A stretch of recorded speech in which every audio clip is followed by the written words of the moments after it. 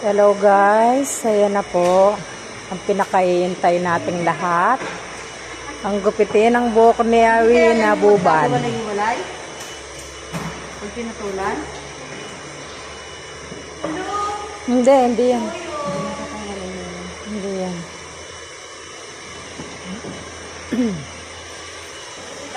Oo, papagupit na. Relax ka lang. Madal hindi magkakahiwalay-hiwalay ito?